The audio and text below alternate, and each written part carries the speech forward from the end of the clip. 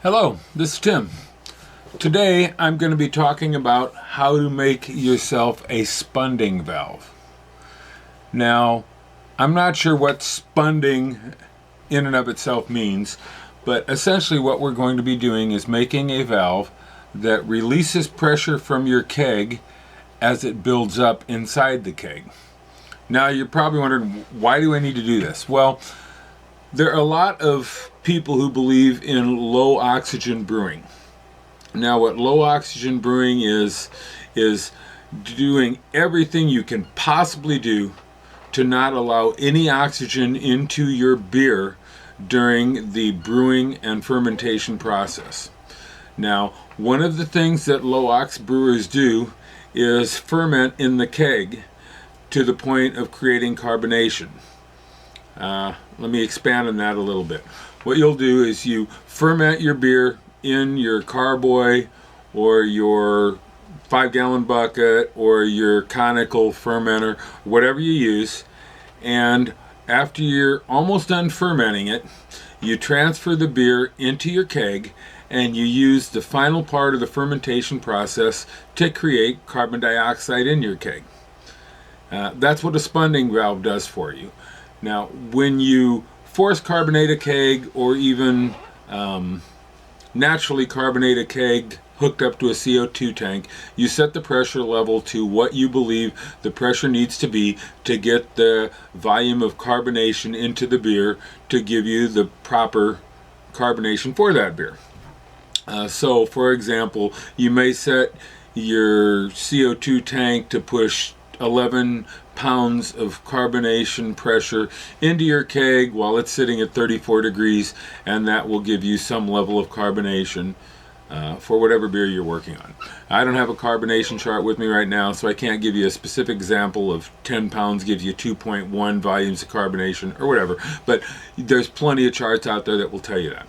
Well, you look at one of those charts and you look at what's called a spunding valve, which is what I'm making, and what that will do is take what's left of the fermentation, and as it's off-gassing CO2 as part of the fermentation process, if you put it under pressure, it's going to carbonate the beer to the pressure level you want for that beer without exposing it to any outside oxygen, and in fact using up any outside oxygenation or any outside oxygen for fermenting the beer.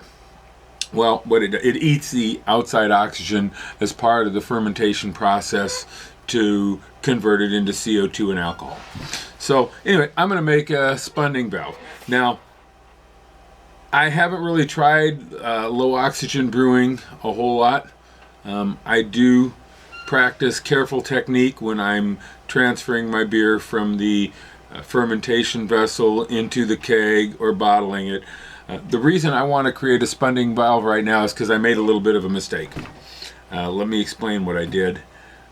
And that's why I'm doing this, not necessarily because I'm really heavy into low ox brewing. I made a batch of beer.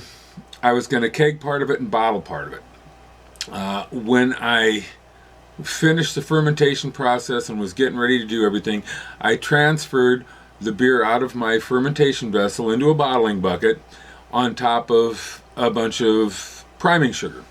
Okay, so it was all ready to prime at the volume I needed to bottle it, and I was good to go. Well, what I wanted to do is I wanted to put that 5 gallons of beer I had in my bottling bucket into my keg and bleed the keg of any oxygen in the headspace and add all the CO2 I could to it, and then set it at a super low pressure and use that super low pressure to push the beer out of the keg and into bottles.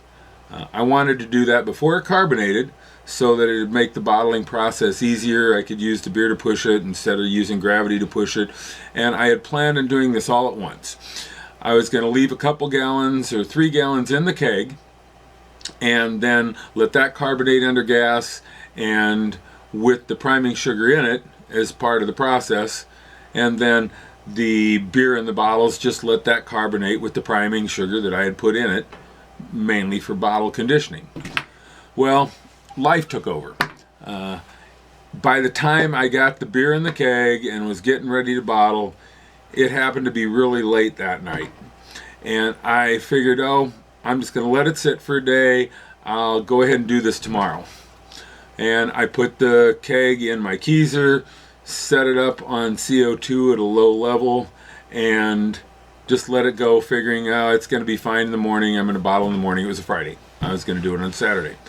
Well, Saturday came and went, and I wasn't able to find the time to bottle the beer. Sunday came and went. I wasn't able to find the time to bottle the beer.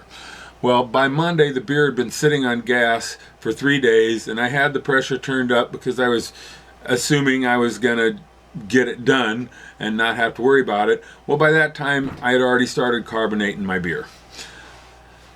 I did not want to put it into bottles at that point. I had priming sugar in there, and it was half carbonated. So instead of getting 2 volumes of CO2, I might have ended up with 3 or 4 volumes of CO2 because it was already half carbonated. I was afraid I might end up with some bottle bombs. So that's where I'm at right now. I've had the keg sitting in my keezer for a while, and it's carbonated. I did disconnect it from the gas, and now I want to know what I can do. Well, here's what I came up with. Okay, I pulled the keg out of the keezer, let it warm up to mid-60s temperature-wise. Now it's a lager. And I stuck it in my fermentation chamber with some beer that's in the fermentation chamber fermenting right now. It's a lager. And I let it raise the temperature, and I've got the keg just self-carbonating with the sugar that's in it, not hooked up to any CO2. Well, I want to let that finish out. That's going to take a couple weeks. Well, while it's finishing out, I don't want it to overcarbonate. So that's where the spunding valve comes in. With the spunding valve, I can put this on my gas input and set it at a specific pressure, in this case probably 12 pounds, and what it'll do is it'll let any CO2 that builds up above 12 pounds escape the keg. So eventually in 2 or 3 weeks, when I come back to the keg and I'm ready to bottle, it's going to be fully carbonated, it's going to be at 12 pounds, and it's going to give me the right volume, pressure, and carbonation level I want on this beer, which is a Czech lager. It tastes really good. I tasted it after it was pretty much carbonated before I pulled it out of the keezer, and it's really a good beer. I want it to work out right. So I'm building the spunding valve.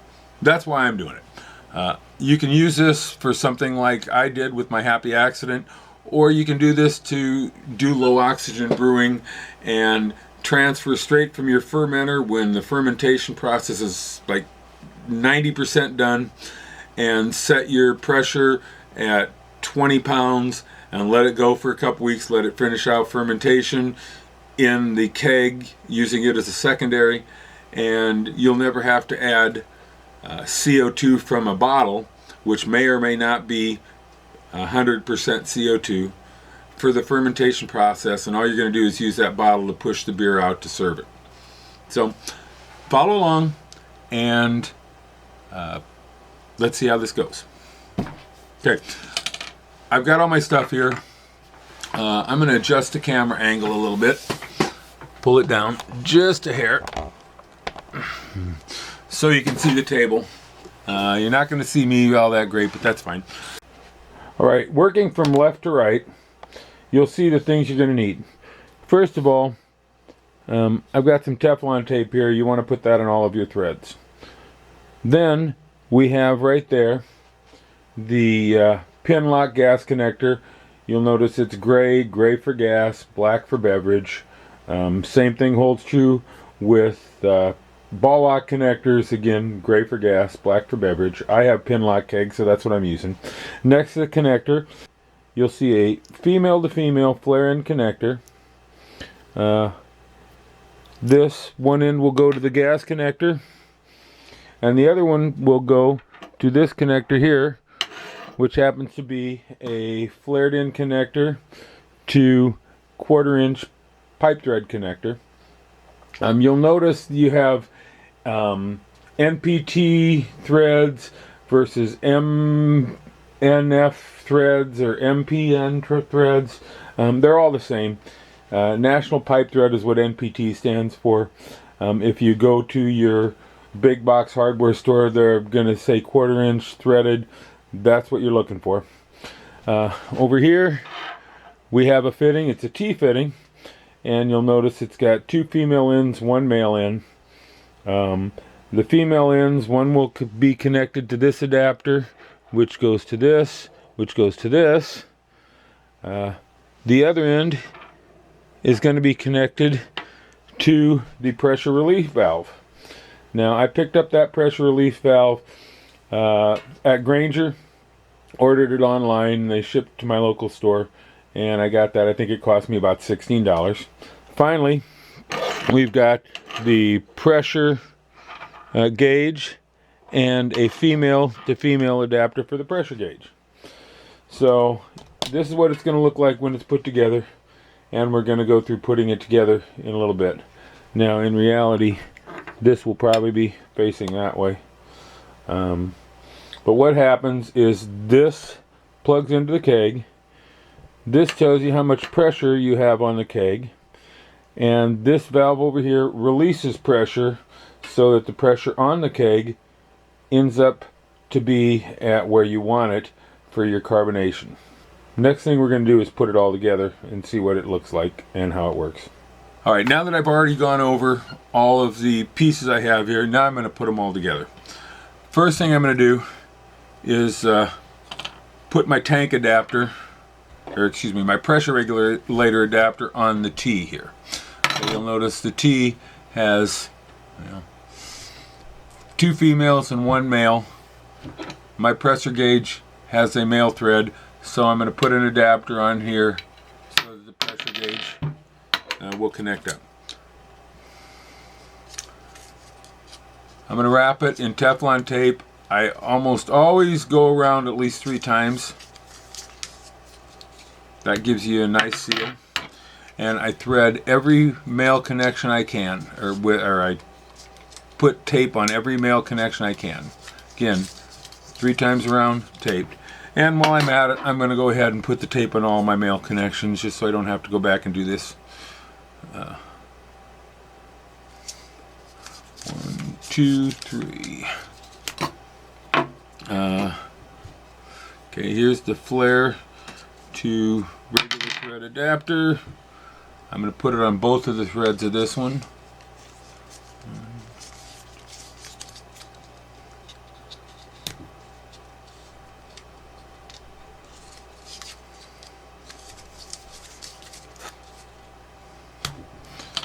Alright, and I don't really need to put it on the gas connector, but I still like to do it anyway. Now, the reason we use the gas out is because the dip tube is up high and gas is at the top of the keg and it's going to escape out. So I'm just going to quickly thread everything together. First thing I'm going to do, again, is the female to female adapter. And I'm going to go ahead and thread that on. I've got a combination of crescent wrenches and box end and open end wrenches.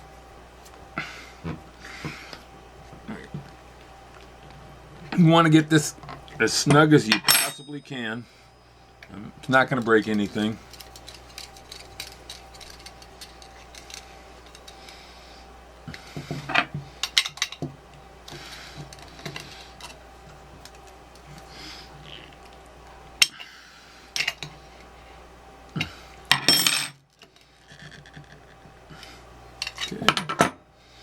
Alright, so I got the gas on the T. Now I'm going to put the adapter fitting that goes from the 1/4 inch to the flared in fitting.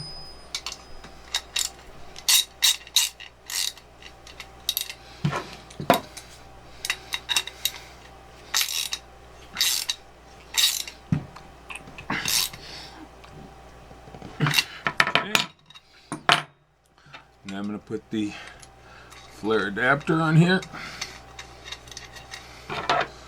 And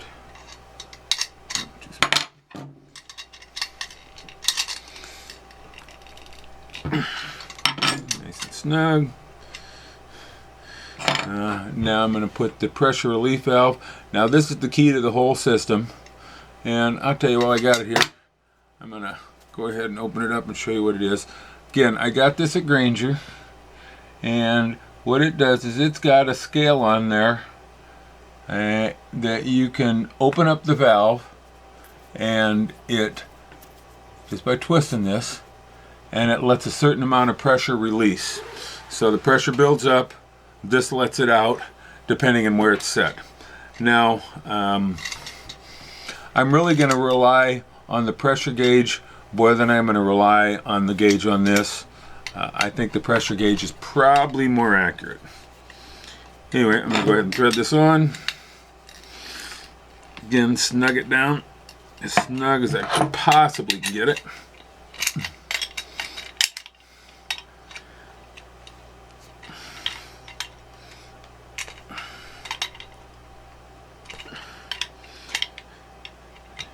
There's really no easy way to check for leaks once it's on there.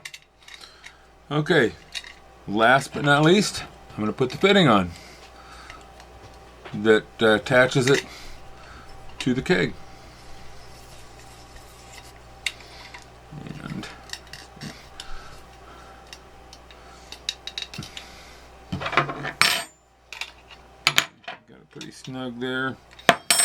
Now, one thing, you got to kind of look at the angle of this. In my case, my my fermentation tank is a little bit not so tall. So what I'm going to do is adjust this so that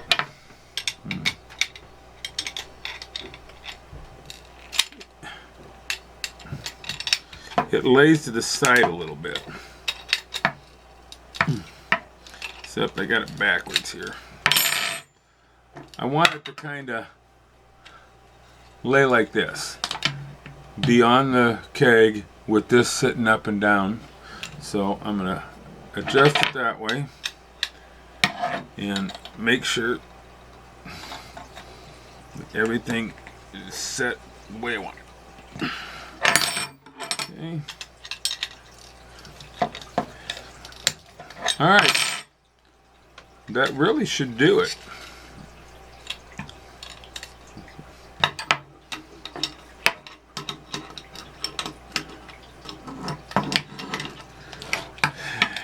I think that's kind of how I want it.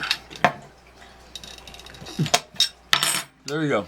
Should be relatively leak-free. I will test that.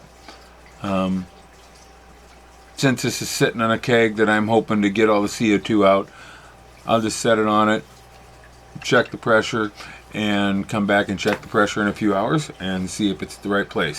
First thing I'm going to do is I'm going to close this valve here so that no pressure gets released. Let's go over to the keg and see what we got.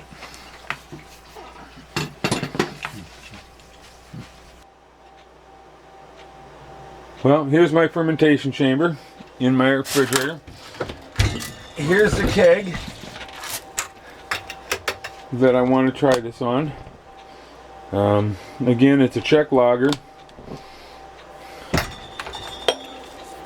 I'm going to put the Spunding valve on it.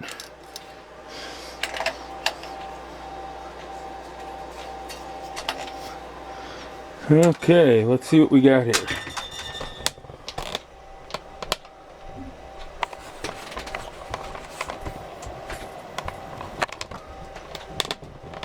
Right now, it looks like I'm not getting much of a focus. Okay, well, let's try this again. Okay, looking at it right now, it looks like there's about 20 pounds of pressure on the keg. Now, kind of just to show you what happens here, I'm going to open up this. and we'll listen real close.